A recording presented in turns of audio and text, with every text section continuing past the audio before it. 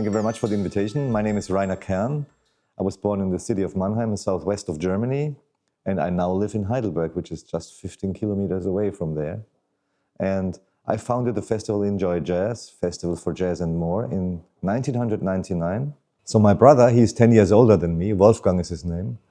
He went to concerts. He was a bass player, electric bass player also. And one day he said, "Little brother, tonight we go to a concert together." I said, "Yeah, I have to talk to the parents." He said, No parents, you come with me." So he took me to the Capitol in Mannheim, which was a former cinema theater, still exists, by the way. And at the time, talking about the 80s and 70s, there was a promoter in Mannheim who invited a lot of big jazz artists. So I came with my brother to this cinema theater where the concert took place, and I had no idea about music. I had no knowledge about what jazz is, nothing. So I didn't read anything about it. So I was just going with my brother because he was my big brother, right? And this evening I will never forget in my life. This was the starting point of my love with the arts in general, creativity, and music in special, and in jazz in the very special. So who was playing? It was Arnold Anderson on the bass, John Taylor on the piano, Ralph Towner on the guitar, and Alphonse Mouzon on the drums, which was the Molde concert record of ECM. But so this was the concert I saw, and I mean Arnold Anderson with double bass, what he did, I had no idea. I can remember that I was sitting there as a young child, like a young boy, and asking myself, oh my God, what is he doing? With the bow, with his hands, and very fast, and this incredible drums player, and the piano, and I don't have to tell you, you know these guys. So my brother then gave me money, although he had no money at the time. So he gave me 20 marks. So I went to the record store next day and bought a Molde concert on vinyl records.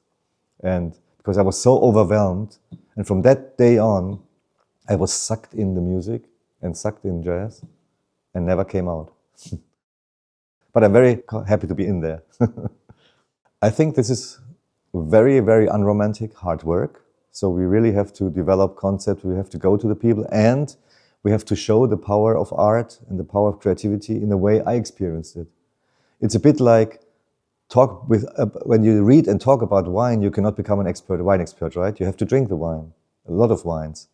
And this is the same, we have to connect both sides, the creative side, whether it's live music on stage or a theater or a reading, a book, or going to an exhibition, with people. Okay, question is, everything is there, but how can you connect it? It looks like that our institutions, cultural institutions, whether it's a museum or a theater, there's a non-visible boundary where some people cross and a lot of people don't cross.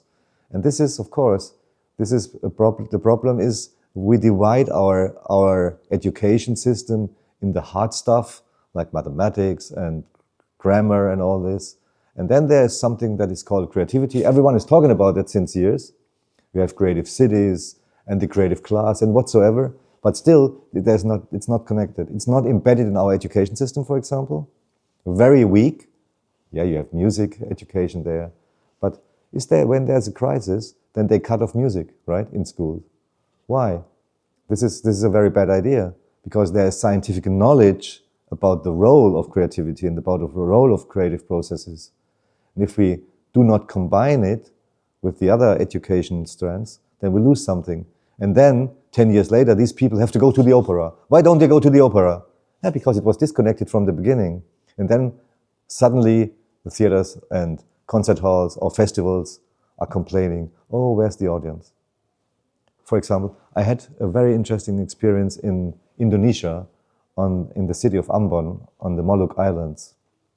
I was invited there to support them with a bid to become a UNESCO City of Music. So I was invited, and then they showed me around, they showed me everything. And I heard before I went there that people in Ambon can sing very well on this island.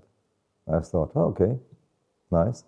But what I experienced there, I've never had that before. Literally everyone I met was a great singer. So everywhere you go, in a bar, in a restaurant, in the corner, there is a keyboard, a mic stand, and maybe a drum set. And so the first evening I went with a group there, then suddenly someone stood up, okay, you're not surprised, can go to the toilet, whatsoever. But he went to this corner, did a little setup, and then did sing a song. They played a little bit on the piano, some presets are there. And in a way, that was really amazing. And then I experienced this throughout my whole visit. And everyone, literally everyone could sing.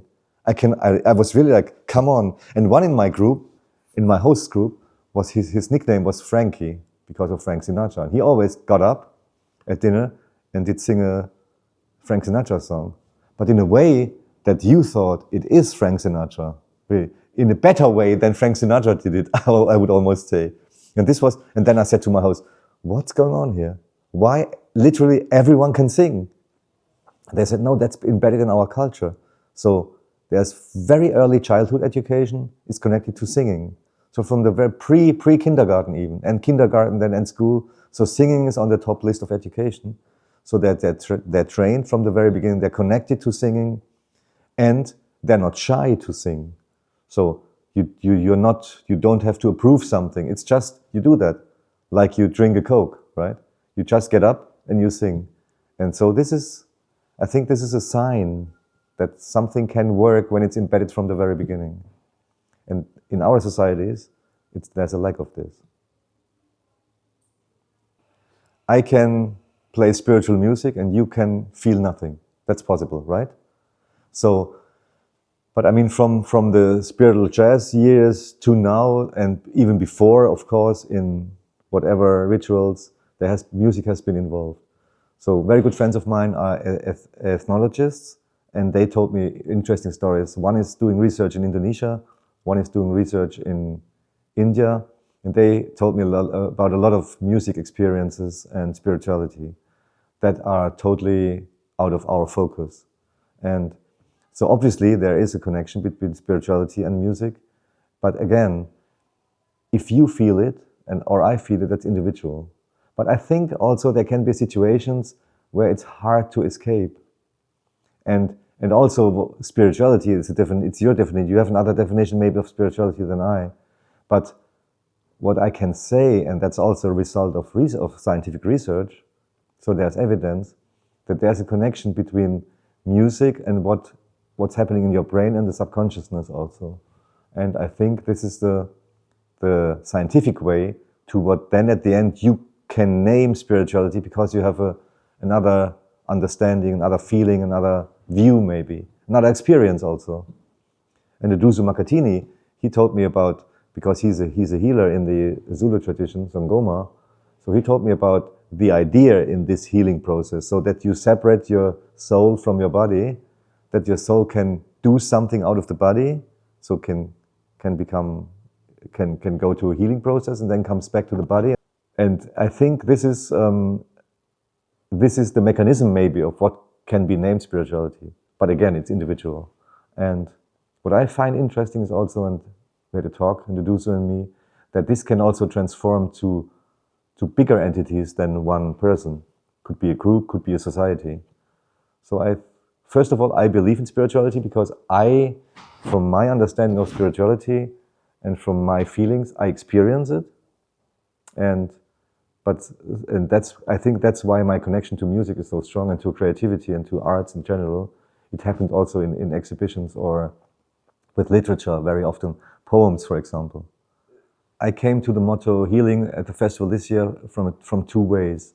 First of all, I think that all the global issues we're talking about every day, crisis here, crisis there, pick your favorite crisis. We still try to solve these problems globally with old mechanisms. But I think this is obviously not working, as we get every day another crisis instead of solving some. And it's also the complexity, of course. It's not, you cannot easily solve these crises. So I came through my international work I'm doing aside of the festival. I work in international relations, a lot with UN and UN organizations and all that. There came just the feeling, I had the feeling, no, it's more about healing than solving a crisis. This has to be a process. And within this process, we need some other mechanisms on top of the ones we have. So if you, after a civil war, for example, in Peru or wherever, you have a process afterwards that societies can meet again and can be rebuilt. Very important is justice. It's very important, that is known. You have to bring justice to this process. But I think we need something else to this. I once had a talk with the former president of Peru, who's also a famous film actor, and he said the process within the country got stuck. So the oppressors couldn't talk with the other side, and nothing worked. And then at the end, only literature and the theater worked. Through a theater piece, they could meet again, and then a new process could start. So then I thought, there's a resource, creativity, art, that is still underestimated. Although we have a lot of scientific knowledge about the role and about the effect of art and creativity. And I work also in a Harvard University project where we developed a new program exactly on this topic. And then I thought, yeah, it's about healing. Everyone thinks healing is necessary. Everyone, when I told people the topic of this year's festival is healing, everyone, yeah, of course. Because everyone immediately understood, yes, of course, it's totally needed.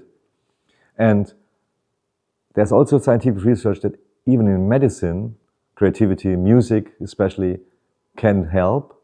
And we're not saying everyone should listen to jazz and everything is fine. That's not what we're saying. And we're also not saying don't go to the doctor, don't take medication. No, the opposite. But there's an additional resource.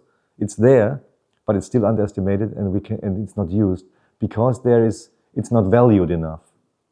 And the other view I had, also the other side, the artistic side, the creative side, like our festival, we also have a new situation. And I think we can you cannot say, I'm running a theater, that's it.